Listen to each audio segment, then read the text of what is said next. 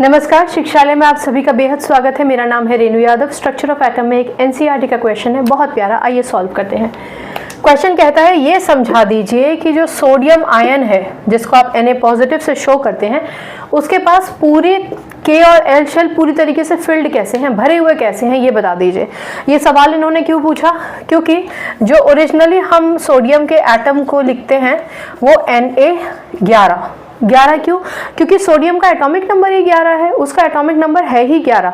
उसका atomic number 11 होने का मतलब है उसका कॉन्फ़िगरेशन कितना होगा? 281। ठीक है, आपको पता है कि कोई भी एटम अपने आप को स्टेबल करने की कोशिश करता है, और आपको यह भी पता है कि किसी भी एटम के आउटरमोस्ट शेल में, यानी L के बाद M शेल के बाद जितने भी M हो गया, N हो गया, इन शेल्स में नंबर ऑफ इलेक्ट्रॉन्स की मैक्सिमम कैपेसिटी 18 या 32 हो, लेकिन कम से कम इनमें 8 इलेक्ट्रॉन्स तो होने ही चाहिए ऑक्टेट कंप्लीट करने के लिए।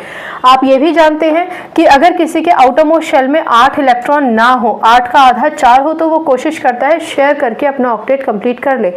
और अगर 4 से भी कम संख्या उसके पास है आउटरमोस्ट शेल में, 1 हो, 2 हो या 3 हो, तो वो सोचता है कि अपने जो आउटरमोस्ट शेल में इलेक्ट्रॉन है ना, आउटरमोस्ट शेल में जो इलेक्ट्रॉन है जिसमें 8 इलेक्ट्रॉन होने चाहिए थे और 8 इलेक्ट्रॉन कंप्लीट ही नहीं कर सकता, तो वो सोचता है कि उन इलेक्ट्रॉन्स को दे दे, निकाल दे, अपने ऑक्टेट से बाहर निकाल दे। किसको देगा वो इस समय इंपॉर्टेंट नहीं है, पर ये कोशिश करता है कि स्टेबिलिटी गेन कर ले। तो स्टेबिलिटी गेन करने के लिए ऐसा कोई नियम नहीं होता कि 1 इलेक्ट्रॉन है तो इसमें ही 7 इलेक्ट्रॉन लेकर आओ और इसी को कंप्लीट करो। नहीं, आप इस शेल को हटा भी सकते हैं, रिमूव भी कर सकते हैं, ठीक है ना, ताकि आप स्टेबिलिटी गेन कर सकें। इसका मतलब ये हुआ कि सोडियम ये जो इलेक्ट्रॉन है, M शेल का जो इलेक्ट्रॉन है, उसको दे देता है, ठीक है ना। जैसा कि हमने कहा किसको देगा वो इंपॉर्टेंट नहीं है, तो क्योंकि उसने 1 इलेक्ट्रॉन दे दिया इसलिए उसके पास पॉजिटिव चार्ज आ जाता है।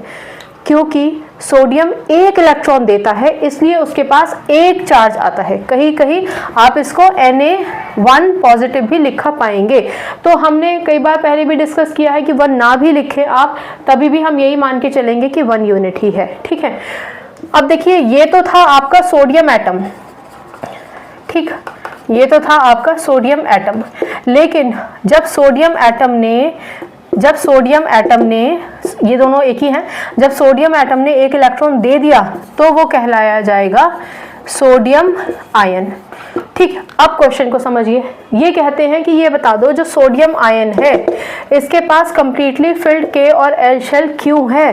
क्योंकि भैया जब इसने 1 इलेक्ट्रॉन दे दिया तो इसके पास सिर्फ बचे ही 2 शेल, M शेल तो इसका हट ही